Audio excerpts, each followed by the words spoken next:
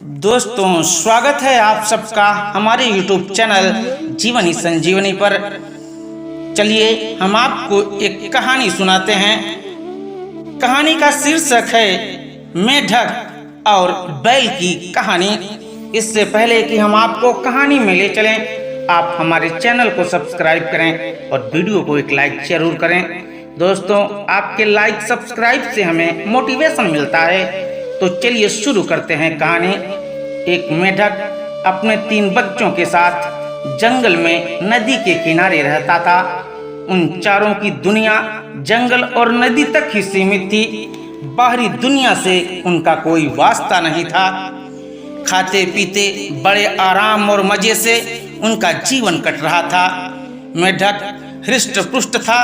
उसके बच्चों के लिए वह दुनिया का सबसे विशालकाय जीव था। वह रोज उन्हें अपनी बहादुरी के किस्से सुनाता और उनकी प्रशंसा पाकर फूला नहीं समाता था। एक दिन मेढक के तीनों बच्चे घूमते घूमते जंगल के पास स्थित एक गांव में पहुंच गए। वहां उनकी दृष्टि एक खेत में चरते हुए बैल पर पड़ी। इतना विशालकाय जीव उन्होंने पहले कभी नहीं देखा था। वे कुछ डरे, किंतु उसकी विशाल काया को देखते रहे। तभी बैल ने हुंकार भरी और मेढक के तीनों बच्चे डर के मारे उल्टे पांव भागते हुए अपने घर पर आ गए। बच्चों को डरा हुआ देखकर जब मेढक ने कारण पूछा तो उन्होंने विस्तार पूर्वक बैल के बारे में बता दिया। इतना बड़ा जीव हमारे आज से पहले कभी नहीं देखा। हमें लगता है दुनिया का सबसे विशालकाय जीव आप नहीं, वह है। अपने बच्चों की बात सुनकर मेढक को बुरा लगा। उसने पूछा, वह जीव दिखने में कैसा था? उसके 4 बड़े बड़े पैर थे, एक लंबी सी पूंछ थी, 2 नुकीले सींग थे। शरीर तो इतना बड़ा था कि आपका शरीर उसके सामने कुछ भी नहीं। बच्चे बोले। यह सुनकर मेढक के अहंकार को जबरदस्त ठेस पहुंची।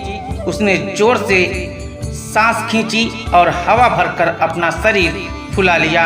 फिर बच्चों से पूछा, क्या वह इतना बड़ा था? नहीं, इससे बहुत बड़ा, बच्चे बोले। मेढक ने थोड़ी और हवा भरकर अपना शरीर और फुलाया। क्या इतना बड़ा था? नहीं नहीं, और बड़ा। मेढक ने जंगल के बाहर कभी कदम ही नहीं रखा था। उसे बैल के आकार का अनुमान ही नहीं था, किंतु उसने मानो जिद पकड़ ली थी कि अपने बच्चों के सामने स्वयं को नीचा नहीं दिखाना है। वह जोर से सांस खींचकर ढेर सारी हवा अपने शरीर में भरने लगा। उसका छोटा सा शरीर गेंद के समान गोल हो गया, किंतु इतने पर भी वह नहीं रुका। उसके शरीर में हवा भरना जारी रहा। उसने इतनी सारी हवा अपने शरीर में भर ली कि उसका शरीर वह संभाल नहीं पाया और वह फट गया। अपने अहंकार में मेढक के प्राण पखेरु उड़ गए।